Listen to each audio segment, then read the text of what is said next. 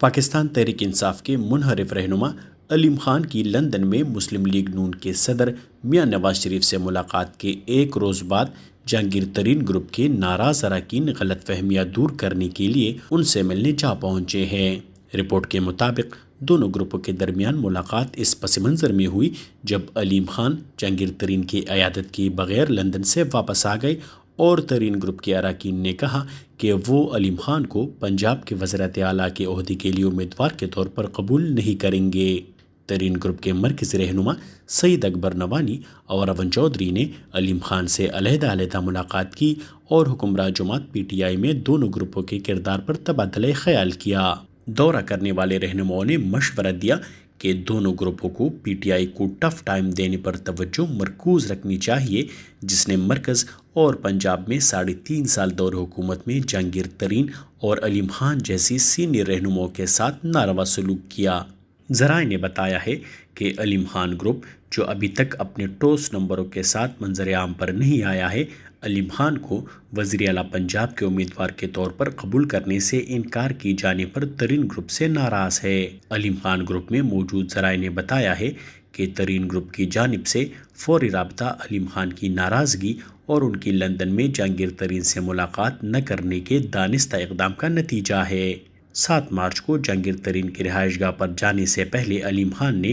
P T I کے وزراء اور ایم پی ایس کے لیے ظہرانے کا اہتمام کیا اور انہیں اپنی طاقت قرار دیا تھا۔ تاہم متعدد وزراء اور ایم پی ایس نے وزیر اعلیٰ عثمان بزدار کو معزول کرنے کی کوشش میں علیم خان کے ساتھ دینے سے فوری طور پر انکار کر دیا تھا۔ علیم خان نے ابھی تک اپوزیشن، پی ٹی آئی گروپوں یا حکمراں جماعت کے اتحادیوں کے ساتھ کوئی معاہدہ کرنے کے لیے اپنے گروپ کے نمبر نہیں ظاہر کیے۔ علیم خان کیمپ میں موجود ایک اور ذرائع کا کہنا ہے کہ ہم مناسب وقت پر اپنی طاقت کا مظاہرہ کریں گے۔ موجودہ حکومت کے آغاز سے ہی علیم خان انہیں نظر انداز کیے جانے اور پیراشوٹرز عثمان بزدار کو وزیر اعلیٰ منتخب کرنے پر ناراضگی کا اظہار کر رہے ہیں۔ انہیں آمدن سے زیادہ اثاثوں کے کیس میں وزیر اعظم عمران خان کے ساتھ ساتھ قومی احتساب بیورو کا بھی سامنا کرنا پڑا، جس کے بارے میں ان کا کہنا ہے کہ یہ پارٹی کے اندر موجود ان کے مخالفین کے کہنے پر بنایا گیا ہے۔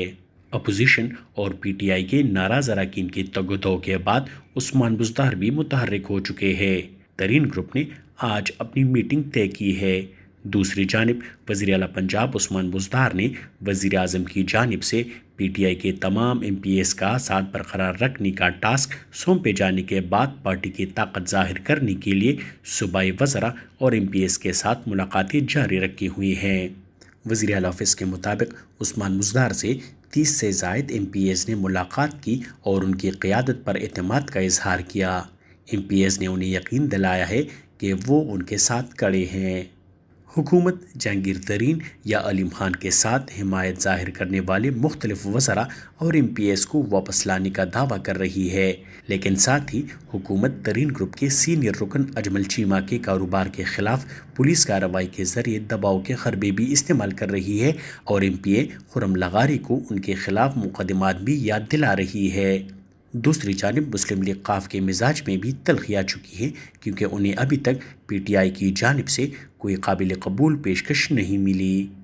ق لیگ کی جانب سے پی ٹی آئی حکومت پر اتحادیوں کے ساتھ مسائل کرنے میں ناکامی پر سخت تبصرہ کیا جا رہا ہے۔ مسلم لیگ ق کا مطالبہ ہے کہ عثمان بزدار کی جگہ اسپیکر پنجاب اسمبلی چودھری پرویز لاکھی کو وزیر اعلیٰ پنجاب بنایا جائے۔